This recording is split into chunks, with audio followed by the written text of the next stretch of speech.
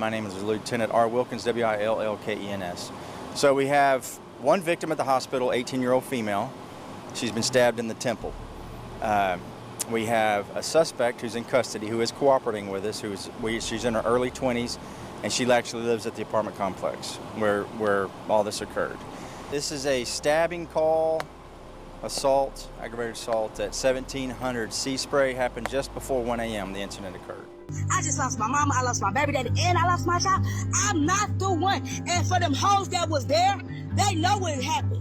So I'm not trying to hear shit. Because them bitches was right there, and they stood there and let this shit happen.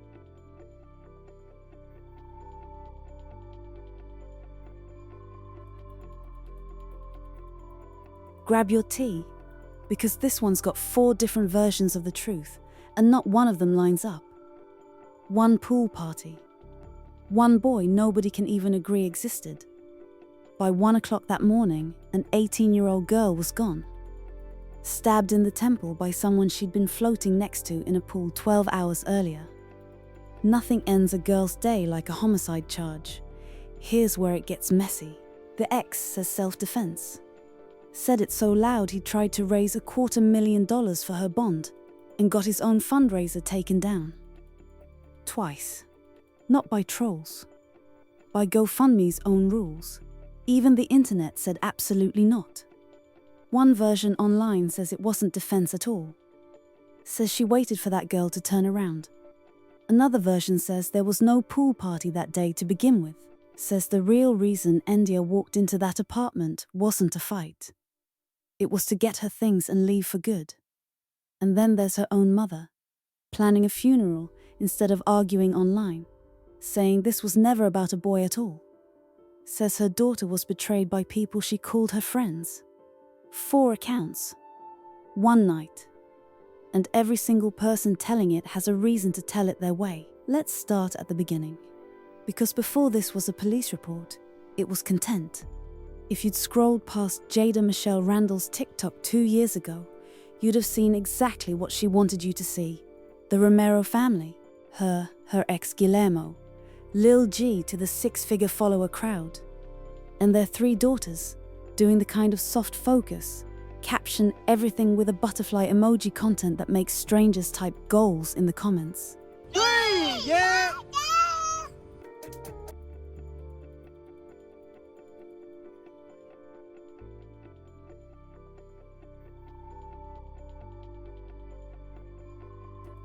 Sweet, right? Except the beginning of their story wasn't actually the beginning. And by the time June rolled around, the Romero family wasn't operating the way the branding suggested. Jada and Guillermo had already broken up. Publicly, messily, with the exact cheating rumor content cycle TikTok relationships seem contractually obligated to produce these days. He moved on. New girlfriend, same content format, different woman standing next to him in the thumbnail. So by summer, Jada wasn't his girlfriend anymore. She was his ex, his baby mama, mother of his 3 kids, and, by his own account since, still family. Just not the kind the old captions were selling. Now here's who else was standing in that frame. India Deranana Adams, 18 years old, and almost everything we actually know about who she was doesn't come from a viral clip. It comes from the people who buried her. That's her mother's family talking about a daughter, not a headline talking about a case. Hold on to that, because by the end of this video, you're going to hear a lot of people tell you what kind of person India was, and only one of those accounts belongs to someone who actually raised her. And here's a wrinkle nobody's mentioned yet. June 11th wasn't the first time these two went at it. There's footage circulating right now of an earlier blow-up between Jada and India, before the pool party, before any of this made a single headline. Which matters more than it sounds like it should, because 2 friends who'd never had a crossword and 2 people with an actual documented history of going at it are 2 completely different stories. And depending on which one you believe walking in, everything that happens next is going to read differently to you. Here's what we know for certain happened next. June 11th, 2026. A Thursday. Hot. It's Houston in June. The humidity alone should qualify as a public health advisory. A group of friends headed to a pool party at an apartment complex on Seaspray Court, the Vintage at 18th Street, Northwest Houston. Jada was there. India was there. A couple other friends too, because surely nothing bad ever happens at a pool party with witnesses around. Wrong. Obviously wrong. You already know that. It's why you clicked. But before we get into what actually happened when that group left the pool, sit with this, because it's where the story stops being simple. Depending on who you ask, what happened next wasn't even about the same thing. Police say it was an argument over a boy. Jada's side says self-defense. Somebody online says there was no fight at that pool party at all. Says India came by that apartment to collect her things and never made it back out the door. And India's own mother isn't talking about a boy, or a pool, or any of it. She's talking about betrayal. Plural. Individuals, she said. Not one person, more than one. Round one didn't even wait for everybody to towel off. The group left the pool and headed back to the apartment complex. Jada, India, a couple of their friends, still damp, still riding whatever mood a Thursday pool day gives you. And somewhere between the water and the parking lot, that mood curdled fast. Police say the two of them got into it over a boy. A boy. Somewhere out there is a grown man going about his entire life with zero idea his name might be tangled up in a homicide case.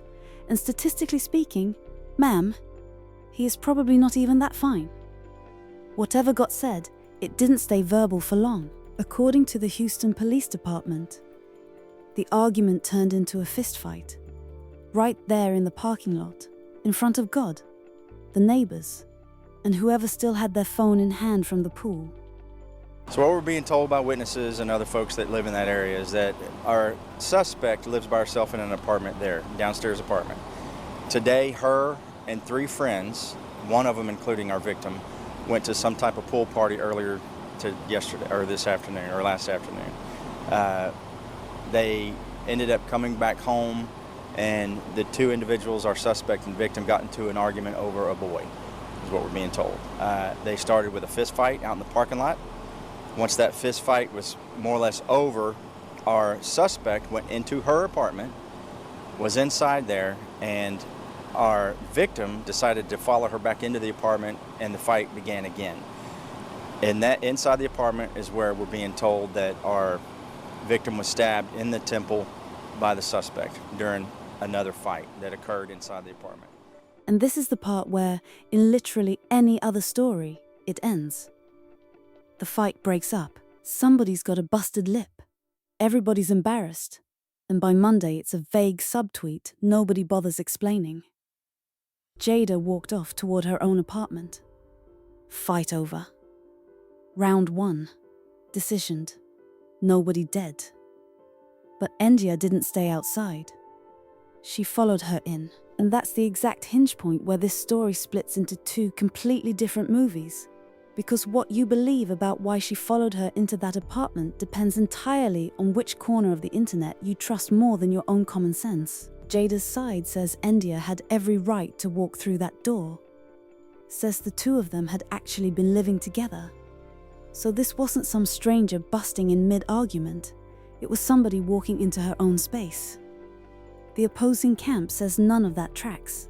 Says the 2 of them had barely known each other a month, and that India walking through that door wasn't a homecoming, it was round 2. Either way, and sit with this one, because it's load-bearing. Somebody followed somebody into a home in the middle of a fight that had already technically ended. That's the hinge this entire case swings on. Everything that happens next is either self-defense or it isn't, and it all comes down to what was actually happening in that apartment for the next 60 seconds. What's confirmed is plain, and it doesn't need embellishing, because the facts alone do the work. Once they were both back inside, a second fight broke out. And somewhere in the middle of it, India was stabbed. In the temple. Which, if you know anything about human anatomy, is about the single worst place on a skull for a blade to land. She made it out of that apartment, ran into the parking lot, collapsed. Neighbors got to her before police did, before an ambulance did. Just regular people in a regular Houston apartment complex, doing what regular people do when somebody's bleeding in front of them at 1 a.m. Houston Fire Department paramedics got her to the hospital. She was placed on life support. Critical condition. And Jada? She didn't run. Whatever you believe happened in that kitchen, she stood in that parking lot and waited for blue lights instead of disappearing into the Houston night. Cooperated the second officers arrived. I'm not going to tell you what to make of that. I'm just going to tell you it happened and trust you to file it away for later, because you're smarter than half the comment sections currently arguing about this. Suspect, she stayed at the scene once we knocked on the door enough that she was willing to come out and talk to us. Now, remember that fourth account? The one that's not about a boy, not about self-defense, not about a staged attack? India's own family says this entire thing came down to her personal belongings. Says she was betrayed by people she called friends. Plural. Not one person. More than one. So hold all 4 of those at once, because that's genuinely where this case sits right now. A boy nobody's named. A self-defense claim. A premeditation accusation. And a grieving mother telling anybody who'll listen that none of you are even asking the right question. By the time investigators finished processing that parking lot, the picture on paper was simple, even if the truth wasn't. 20-year-old suspect lived at the complex. Alone, according to police, which is its own wrinkle in the roommate argument you just heard. 18-year-old victim, critical condition, on life support. No charges announced that first morning. Just an open case and a lieutenant telling reporters exactly what I just told you. No more, no less. That changed fast. Within days, Jada was booked. Not for murder yet, for aggravated assault with a deadly weapon. Fun fact, nobody actually wants to know. That charge can upgrade itself depending entirely on how somebody's body responds to being stabbed in the head. Aggravated assault stays aggravated assault right up until it doesn't. And it didn't. India's family made the call no parent should ever have to make and took her off life support. Once she was gone, the charge went with her.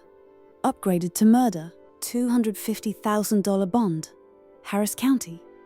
That's the moment this stopped being a police report and turned into everybody's business, because Guillermo went public. Fast. Fundraiser. Launched on behalf of Jada and my daughters. His words. Asking followers to help cover her bond, a lawyer, and the 3 kids who, by his account, don't understand why their mother isn't home. Girl, grab a snack, because this is the part I genuinely enjoy telling you.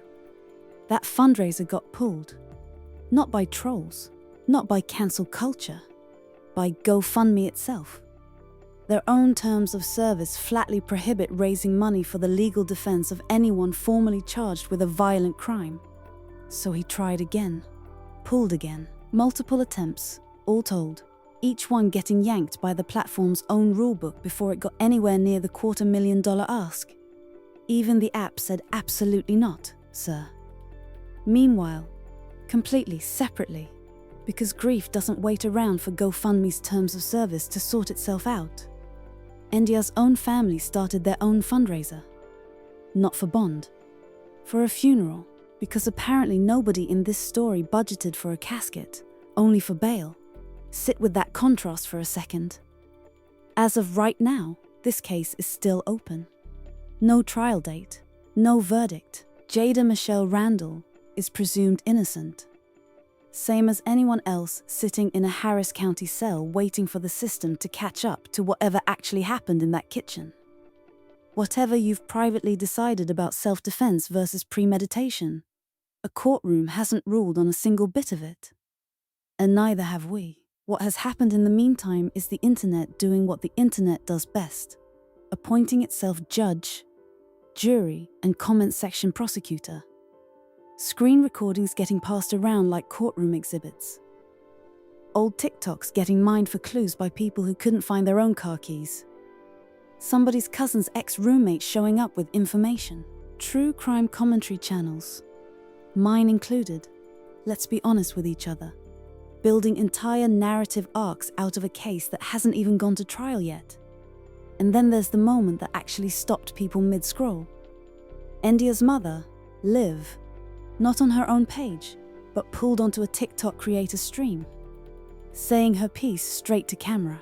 Word is her anger wasn't really aimed at a boy, or a roommate argument, or any of the internet's favorite theories. It was aimed at the friends who were standing right there that night. The ones she says could have stepped in before things ever got to a kitchen with a knife in it, and didn't. I'm speaking on my child. I keep my child name my child because I got enough to deal with. I just lost my mama, I lost my baby daddy, and I lost my child.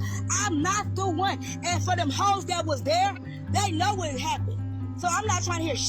Because them was right there and they stood there and let the shit happen. They was. And my child, when she specifically told y'all earlier that day, when something pop in her head and tell her to do it, she gonna do it. So therefore, y'all already knew she was gonna do something to my child. So I'm not trying to hear shit.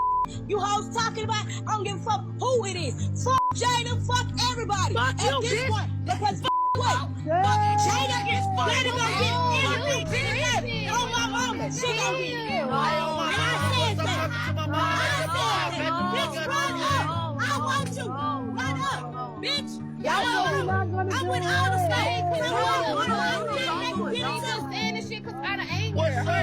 Like, I y'all said. need to control yourself. She said what she said, and it's gonna be that. And if we want to do that, we can do that. Ain't nobody, and ain't none of them hoes that was there at the mother when she got stabbed coming to the funeral. And I stand on it. Because if you hoes showed up on my mama, y'all gonna meet y'all maker. Man, I'm gonna put it like And I this. said what I said. Ain't no bitches, ain't none of them hoes coming to my child's funeral while you hoes did a balloon release without my motherfucking consent. Bitch, fuck you hoes. And I stand on that. Then how was it an accident when after she stabbed her, she pulled her stuff off Don't take me her? off of here. Oh, I'm Don't going to disrespect nobody. Nobody disrespect me. Don't take me off. Y'all done killed my child. It's sweet to be on live. This is Man, look. We said I don't care. we said nothing disrespectful. I didn't get why your daughter dead now because of shit. Bitch. And that's why Jada gonna be dead too. Okay, so An 18-year-old girl is dead, and 3 little girls are growing up without their mother home. So I'll leave you with this. 4 accounts. One night, a boy nobody's named, a self-defense claim, a premeditation accusation, and a mother who says all of you are asking the wrong question entirely. Somewhere in that mess is the actual truth, and it's gonna take a courtroom. Not a comment section, not a reaction channel, not me, to find it. Which one do you believe? And more to the point, why do you believe it? Tell me in the comments. I'm genuinely curious what evidence you think you've got that Harris County doesn't.